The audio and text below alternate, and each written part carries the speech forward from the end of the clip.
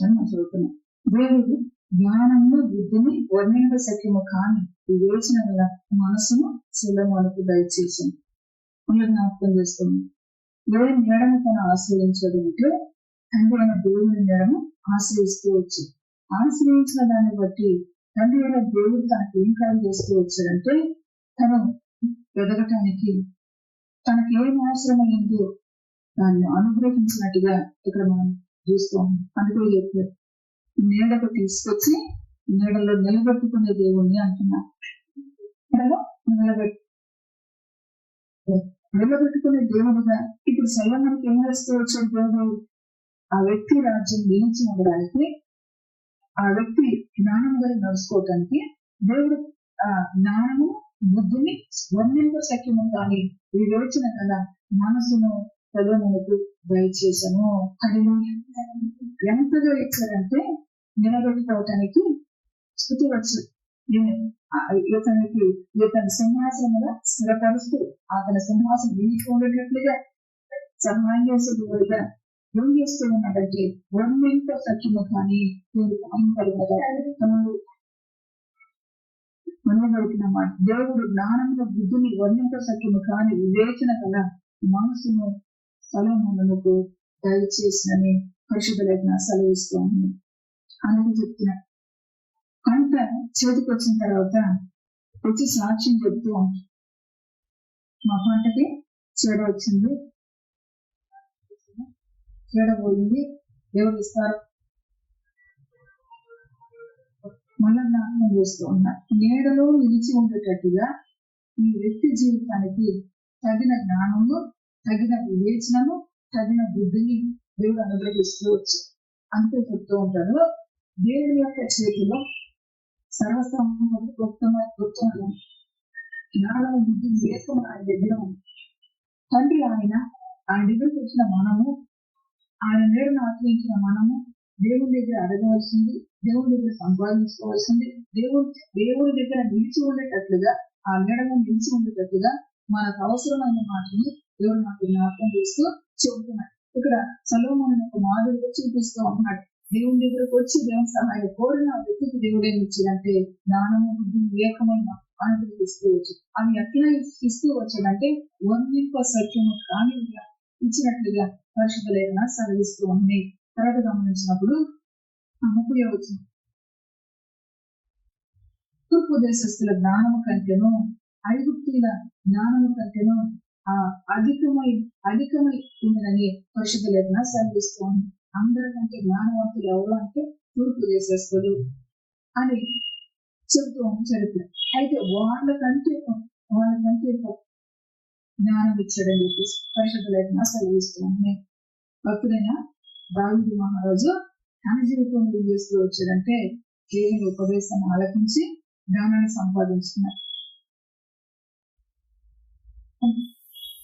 కుమారుడు కొరకు దేవుని దగ్గర ప్రార్థన చేస్తూ వచ్చాడు. దేవునికి మహిమ కలిగిన ప్రార్థన చేసిన ఈ ప్రార్థన విని ఇప్పుడు దేవుడు ఏం చేస్తూ ఉన్నాడు? ఆ కుమారుడికి దేవునికి మహిమ కలిగింది.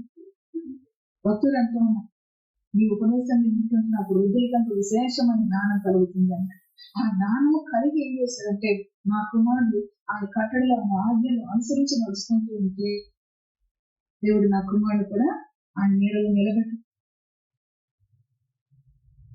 అని ఎదుగుతూ వచ్చాడు కనుక ఇప్పుడు ఏం చేస్తూ వచ్చాడంటే ఆ ప్రాణం వేస్తూ వచ్చాడు, ఆ రీతిగా నడుచుకుంటూ వచ్చాడు. ఆ నడిచిన వ్యక్తి జీవితాన్ని మనం చూస్తే, ఆ దేవుని ఆశ్రయించిన జీవితాన్ని చూస్తే తూర్పు దేశస్తుల కంటే జ్ఞానము అధికంగా దేవుడు అనుగ్రహించడం, ఐగుప్తుల జ్ఞానం అంతటి కంటే అధికమైన జ్ఞానాన్ని ఇస్తూ వచ్చినట్టుగా పరిశుద్ధ లేఖన సెలవిస్తోంది. ఎందుకు ఈ మాట జ్ఞాపకం చేస్తూ ఉన్నాడు? ఇంకా మనం గౌతూ వచ్చి ఇంకా మనం చెబుతూ వచ్చాడు. కుటుంబంలో తండ్రి, కుటుంబం యజమానుడు అంటే మా నీడను కోల్పోయాము, మా తోడును కోల్పోయాము అని అంటూ ఉంటాం. ఇప్పుడు అన్నారు అన్నమాట. అంటే దైవికమైన జ్ఞానము, దేవుడు గురించి జ్ఞానము లేక మనము ఆ నీడను కోల్పోయామని పరిస్థితుల్లోనే మన ఆలోచన తీసుకుని గుర్తించే పరిస్థితులు అన్నమాట. గుర్తించే పరిస్థితి ఎందుకు చెప్తూ ఉన్నాడు ఈ మాట? మనం నీడను నిలబెట్టడానికి చెప్తూ ఉన్నాడు ఈ మాట. తండ్రి సహాయం లేకపోతే ఈ పిల్లలందరూ కూడా మాకు సహాయం చేసేవారు లేరు, మాకు సహాయం చేసేవారు లేరని చెప్పేసి ఈ పిల్లలందరూ కూడా ఏం చేస్తూ ఉన్నారు? విలపిస్తూ ఉన్నారు. అందుకే అంటున్నాడు ప్రభు, నీకు నేను తండ్రిగా ఉన్నా, నీకు నేను నీడగా ఉన్నా. ఆ నీడ మీద ధ్యాస ఉంచితే ఈ తండ్రిని కోల్పోయినా సారీ పద్దాకని ఏమనుకోకుంటే దేవుడు జ్ఞాపకం చేస్తున్నాడు అని చెప్తున్నాను. కోల్పోయినా దేవుడి యొక్క వాక్యం అంటుంది, నా తండ్రి ఉన్నాడు, నీడనిచ్చే తండ్రి ఉన్నాడు అని ఈ లేచిన మాట లేక, ఆ జ్ఞానము మనకు లేక, ఆ జ్ఞానాన్ని సంపాదించడం లేక ఈ ఇంటిలో ఉన్న ఈ అన్నదమ్ముల మధ్య ఏం జరుగుతుంది? కుటుంబం అంతా అల్లకల్లోలం అయిపోతుంది. ఇంటిలో ఉన్న పెద్దను కోల్పోయినప్పుడు అందుకే అంటున్నాడు, మన ఇంటికి పెద్దగా, మన ఇంటికి తండ్రిగా దేవుడు ఉన్నాడు. ఆ దేవుడి మీద మనం ఆధారపడినప్పుడు దేవుడు ఏం చేస్తూ ఉన్నాడంటే ఈ ఇంటిలో ఉన్న పిల్లలకు జ్ఞానం ఇస్తూ ఉన్నాడు, ఈ ఇంటిలో ఉన్న పిల్లలకు బుద్ధినిస్తూ ఉన్నాడు, ఈ ఇంటిలో ఉన్న పిల్లలకు ఈ వివేచనమైన మనసును అనుగ్రహిస్తూ ఉన్నాడు. దేవునికి మనం కలిగిన మరి కుటుంబముల కొరకు ప్రార్థించండి చెప్పేసి మంగళ వరకు ప్రార్థన ప్రారంభించారు దేవుడు. మరి ఇప్పుడు ఎక్కడ ఎందుకు ఈ కుటుంబాలకు నష్టం కలుగుతుంది, ఎందుకు ఈ కుటుంబాలకు సమస్యలు వస్తూ ఉంది, ఎందుకు కుటుంబాలు పతనం అయిపోతుంది, ఆ పరిస్థితిని తెలుసుకుని కుటుంబాలు నశించిపోతున్న కుటుంబాల కొరకు ప్రార్థించే రీతిగా ప్రభు జ్ఞాపకం చేస్తూ ఉన్నాడు.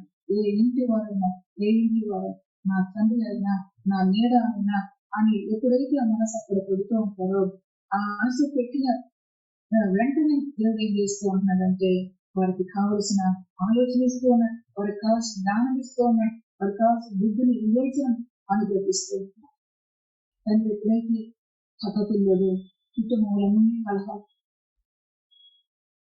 పిల్లల తల్లి మాట వినే పరిస్థితి లేదు, లేకపోతే అన్నదమ్ముల మధ్య గొడవ, ఇటువంటి పరిస్థితులు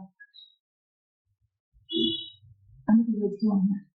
తండ్రి అయిన దేవుడి దగ్గర మనం నిలిచి ఉండేటట్లుగా మనం బ్రతకడానికి సహాయం చేసే దేవుడిగా చెప్తూ ఎప్పుడైనా ఏ పరిస్థితులైనా నా నీడ ఆయన, నా నీడ నా తండ్రి అని చెప్పేసి మనం ఎప్పుడైతే పరలోకపు తండ్రి అని ఎప్పుడైతే మనం గుర్తించుతామో ఆ పరలోకపు తండ్రి ఈ కుటుంబంలో సరే మనకిచ్చిన కుటుంబంలో మనము జ్ఞానముతో నడుచుకోవటానికి, బుద్ధి కలిగి నడుచుకోవటానికి, వివేకం కలిగి నడుచుకోవటానికి ఆయన ఏం చేస్తారంటే సహాయం చేస్తూ ఉంటారు. దేవుడికి మనం కలిగి ఉంటారు. అవన్నీ కొరత కూడి మనకి ఏం జరుగుతుందంటే కుటుంబాల్లో నెమ్మది అనేది పరిస్థితి, సమాధానం అనేది పరిస్థితి. కుటుంబాల్లో తండ్రి ఎప్పుడైతే పోయేటప్పటి నుంచి కుటుంబాల్లో మరి కుటుంబం అంతా చిన్నదనం అనుకున్న పరిస్థితులు చూస్తూ ఉన్నాం లోకం. కనుక దేవుడు జ్ఞాపకం చేసి చెప్తూ ఉన్నాడు, దావీదు ఎదిగాడు సత్యాన్ని ఎదిగి తన కుమారుడు కొరకు ప్రార్థన చేస్తూ వచ్చాడు. ఆ కుమారుడు కూడా తండ్రి చేసిన ప్రార్థన బట్టి కుమారుడు కూడా జ్ఞానము కలిగిన కుమారుడుగా దేవుని దగ్గరికి వచ్చి ఏమడుగుతూ వచ్చి అంటే జ్ఞానం అడుగుతూ వచ్చి నా తండ్రి ఇంకా దావీదుకి మరి ఇంకా పిల్లలున్నా సొలొమోనుకు అయితే నా తండ్రి ఆస్తి నా కొడుకే రావాలి, ఇంకా నా తండ్రి ఆస్తిలో ఇంకెవరు పాలుభాగస్తులు రాకూడదు, ఇట్లాంటివి ఏమన్నా అడిగాడంటే అడుగు. నిజంగా ఆ తండ్రి మీద మనసు పెట్టుకుంటే ఇవి అడుగు అవి అడుగు. లోకంలో పరిస్థితులన్నీ కుటుంబాల ముందుకు పతనం అయిపోతున్న పరిస్థితి. అందుకే చెప్తూ ఉన్నారు 30 వచ్చింది. సొలొమోనుకు కలిగిన జ్ఞానము తూర్పు దేశస్తుల జ్ఞానం కంటేనో ఐగుప్తీయుల జ్ఞానం కంటేనో అధికమై ఉండేను. ఎందుకు చెప్తూ ఉన్నాడు మాట? అంత అధికంగా ఎందుకు ఇచ్చాడు? తూర్పు దేశస్తులు జ్ఞానవంతులు అనుకుంటున్నారు. ఆ జ్ఞానానికి మించిన జ్ఞానం ఎందుకు అనుగ్రహిస్తూ వచ్చాడు దేవుడు? ఆ జ్ఞానంతో వారు ఏలుబడి చేసేవారుగా ఉంటారు. ఆ జ్ఞానంతో వారు రాజ్యాన్ని విస్తరింప చేసుకునే వారిగా ఉంటారు. అయితే దైవికమైన రాజ్యాన్ని విస్తరింప చేయడానికి తండ్రి ఆయన నీడలో నేను ఉండాలని మనసు పెట్టినప్పుడు ఆయన రాజ్యాన్ని విస్తరించి చేసే దేవుడిగా ఉంటాడు. దేవుడికి మహిమ కలుగునుగాక.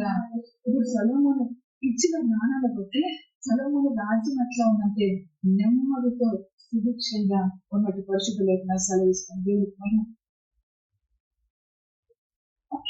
సంగతిని మనం ఎరిగి ప్రార్థన చేయడానికి, సంగతిని మనం ఎరిగి మన కుటుంబంలో మనం ప్రభుని ఏ రీతిగా ఘనపరచాలో మనకు తెలియడానికి ప్రభు జ్ఞాపకం చేసుకున్నాం. దేవుడికి మహిమ కలుగునుగాక.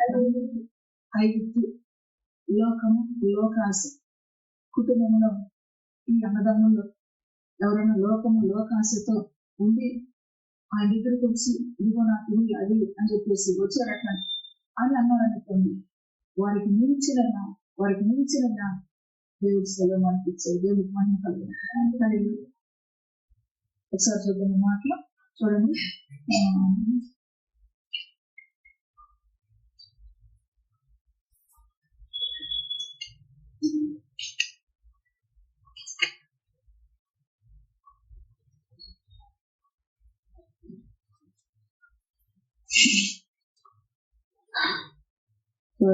రెండో అధ్యాయము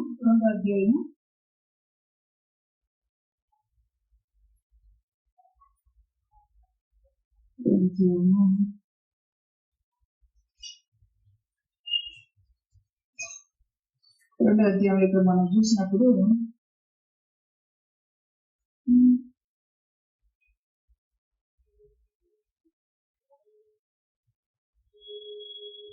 16వ వచనం ఒకసారి చదువుదాము. 16వ వచనం.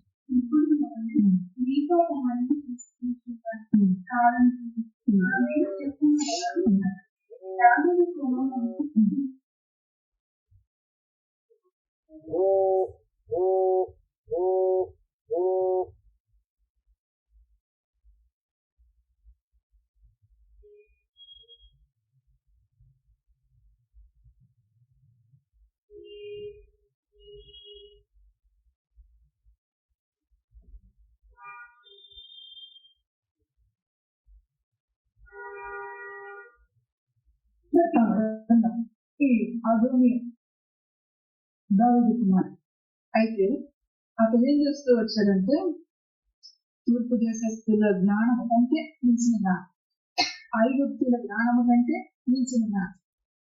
దావీదు కొరకు ఒక చిన్న బిడ్డను తీసుకొచ్చి మరి వృద్ధాప్యంలో దావీదుకు వెట్టకలగటానికి అని చెప్పేసి అభిషేకు అనే శూన్య మీరాన్ని తీసుకొచ్చి దావీదుకు అప్పగించిన పరిస్థితి. అయితే అటువంటి ఆమె కొరకు ఇప్పుడు అదోని ఏం చేస్తూ వచ్చాడంటే ఇక్కడ తన జ్ఞానం ఉపయోగిస్తూ ఉన్నాడు. తండ్రి కొరకు ఏమైనా తీసుకొచ్చాడు, ఈమెను నేనే వివాహం చేసుకున్నానంటే తండ్రిదంతా నాది. అందుకే దేవుడు ఏం చేశాడంటే ఆ ఐగుప్తు జ్ఞానం కంటే మించిన జ్ఞానం సొలొమోనుకు అనుగ్రహిస్తూ వచ్చాడు. కలిగి చదువుతున్నాం. బత్షెబ అంటే సొలొమోను యొక్క తల్లి. ఈమె గారి దగ్గరికి వచ్చి తల్లి చెప్పిన మాట వింటాడు కదా అని చెప్పేసి ఈమె గారి దగ్గరికి వచ్చి నాకు తెలుసమని మనవి చేస్తూ వచ్చాడన్నమాట. తల్లి కూడా వచ్చి ఏం చేసింది, ఆ సొలొమోను రాజు గారి దగ్గరికి వచ్చి మాట్లాడుతాం. 12వ వచనం. బత్షెబ రాజుని సొలొమోను వద్దకు అదోని పక్షమున చెప్పుటకు వచ్చినప్పుడు రాజు లేచి ఆమెకు ఎదురుగా వచ్చి ఆమెకు నమస్కారం చేసి సింహాసనం మీద ఆసనుడై తన తల్లి కొరకు ఆసనం ఒకటి వేయించగా ఆమె అతని కుడి పార్శ్వమున కూర్చుండను. హల్లెలూయా. ఒక చిన్న మనవి చేయబడుతున్నాను, నా మాట తోసివేయకమని ఆమె చెప్పగా రాజు నా తల్లి చెప్పుము, నీ మాట త్రోసివేయము అనగా ఆమె శూన్య మీరాలైన అభిషేకును మీ సహోదరుడైన అదోనియాకు పెళ్లి పుట్టింపవలనను. అందుకు రాజైన సొలొమోను శూన్య మీరాలైన అభిషేకును మాత్రమే అదోనియా కొరకు అడుగుతేలా, అతడు నా అన్న కాబట్టి అతని కొరకును రాజుకుడైన అబ్యాతారు కొరకును సిరియా కుమారుడైన యోవాబు కొరకును రాజ్యమును అడుగుమని తన తల్లితో చెప్పను. అమ్మ నువ్వు ఆమె కొరకే అతడి కొరకే వచ్చేవేంటి, వీళ్ళందరి కొరకు కూడా అడుగు, వీళ్ళందరికి కూడా రాజ్యం కావాలని అడుగు. తండ్రి కోల్పోయి ఉంటారు. ఇప్పుడు ఏం జరుగుతుంది కుటుంబంలో? అందుకే పరలోకపు తండ్రి మన మేడని ఆయన ఆశ్రయిస్తూ ఆయన ఏం చేస్తూ ఉన్నాడంటే తూర్పు దేశస్తుల కంటేను ఐగుప్తుల కంటేను అధికమైన జ్ఞాన వివేకములను సొలొమోను అనుగ్రహించినట్టుగా పరిశుద్ధ లేఖనం సెలవిస్తూ ఉంది. మొదట గమనించండి, అడిగాను 23. మరియు రాజైన సొలొమోను యెహోవా తోడు అదోనియా కలిగిన ఈ మాట వలన అతని ప్రాణములకు నష్టం రాకపోయిన యెడల దేవుడు నాకు గొప్ప అపాయము కలుగు చేయగాక. జ్ఞానం కలిగిన వ్యక్తిగా ఏమంటున్నాడంటే, చదవండి మాట.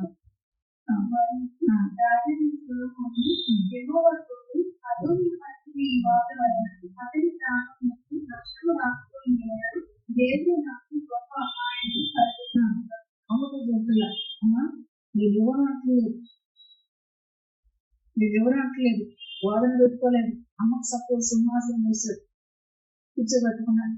ఏమని చెప్తున్నాడు? ఎంత జ్ఞానం ఇచ్చాడు చూడండి అసలు దేవుడు సొలొమోనుకు. మరియు రాజైన సొలొమోను యెహోవా తోడు అదోనియా పలికిన ఈ మాట వలన అతని ప్రాణములకు నష్టము రాకపోయినట్లా దేవుడు నాకు గొప్ప అపాయము కలుగు చేయను గాక. నన్ను స్థిరపరిచి నా తండ్రి సింహాసనం మీద నన్ను ఆశీర్వదిగా చేసి తన వాగ్దాన ప్రకారం నాకు కుటుంబం కలుగు చేసిన యెహోవా జీవము తోడు అదోనియా ఈ దినమున మరణమవుడని చెప్పను. ఈ వాస్తవంగా దావీదుకు ఇచ్చిన ఆ కుమార్తె ఈయన అడగటము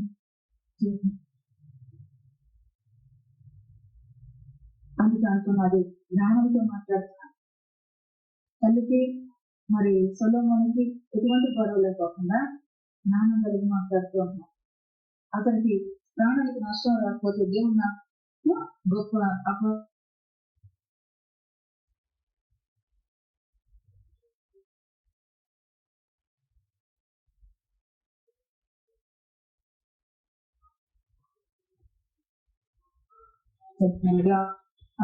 అనాథోటిలో నీకు కలిగిన పొలములకు వెళ్ళుము, నీవు మరణములకు పాత్రుడవైతివి. కానీ నీవు నా తండ్రి అయిన దావీదు ముందర దేవుడైన యెహోవా మందసమును మోసి నా తండ్రికి ప్రార్థించిన శ్రమలన్నిటిలో శ్రమ పొందుతూ కనుక ఈ వేళ మరణ శిక్ష నీకు విధింపను అని తెలియజేస్తూ ఉన్నాడు. ఐగుప్తు లోక ఆశతో వచ్చాడు అదోని. లోక ఆశలను జయించే జ్ఞానము సొలొమోనుకు ఇచ్చేసాడు. తూర్పు దేశస్తుల జ్ఞానం కంటే తూర్పు దేశస్తులు అంటే అందరికంటే మించిన జ్ఞానం కలిగిన వాళ్ళ. మాకే జ్ఞానం ఉంది, ఇంకెవరికి జ్ఞానం లేదు అనుకునే వ్యక్తుల కంటే మించిన జ్ఞానాన్ని దేవుడు అనుగ్రహిస్తూ వచ్చాడు. దేవుని యొక్క లేఖనాల్లో మనం చూస్తూ వచ్చినప్పుడు, ఈ సింహాసనానికి వచ్చినప్పుడు గమనించినప్పుడు 3వ అధ్యాయము ఇద్దరు స్త్రీలు ఆయన యుద్ధకు వచ్చినట్టుగా పరిశుద్ధ లేఖనం సెలవిస్తూ ఉన్నాయి.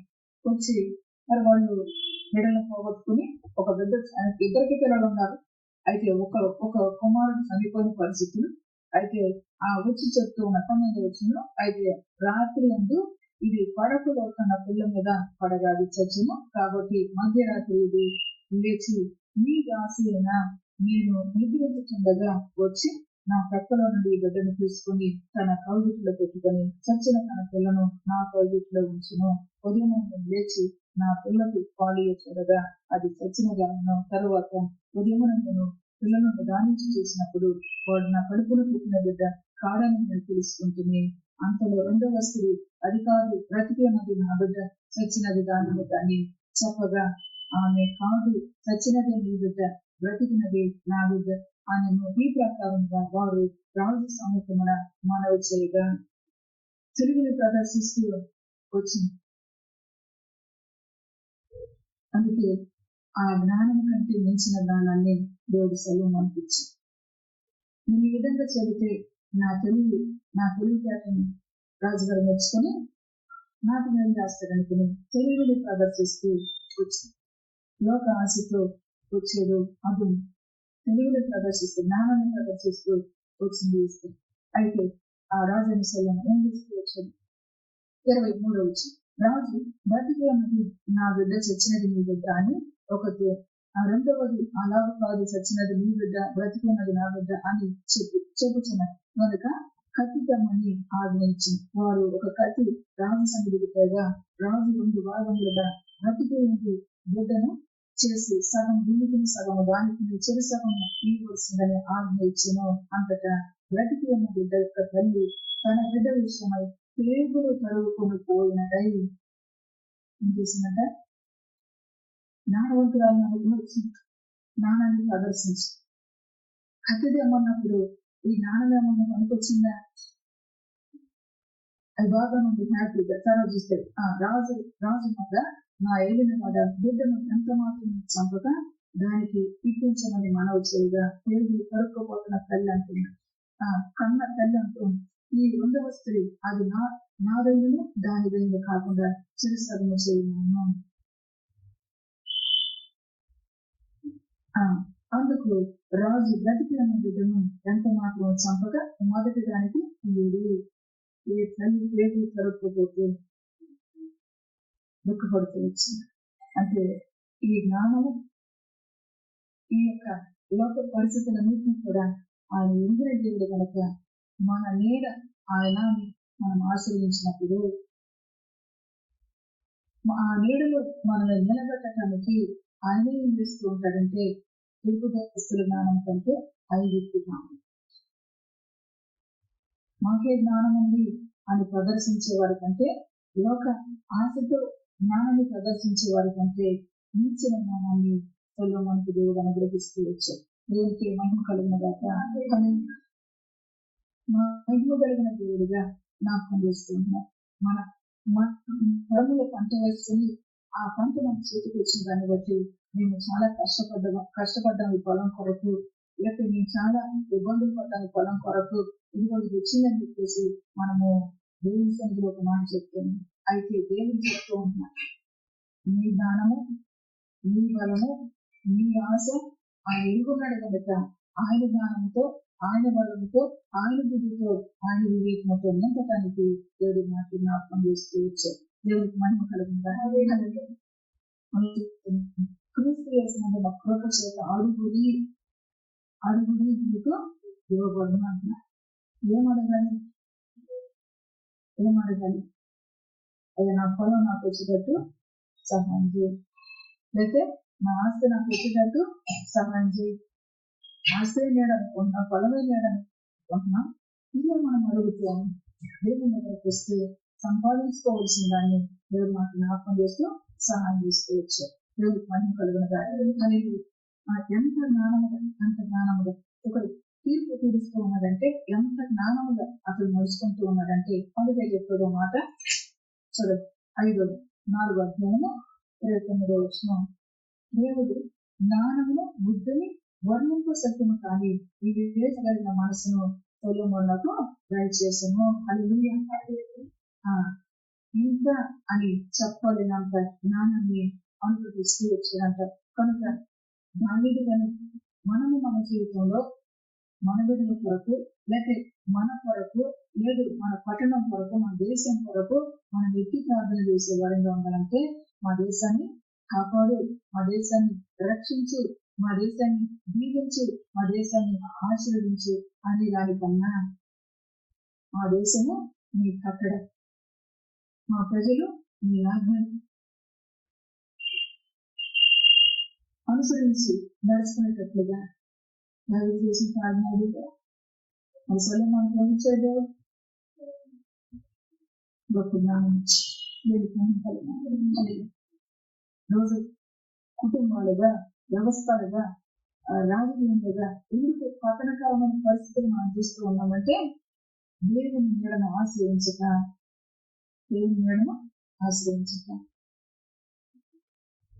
అది రాజకీయాలు కదా, వాళ్ళ వద్దు అంటారు.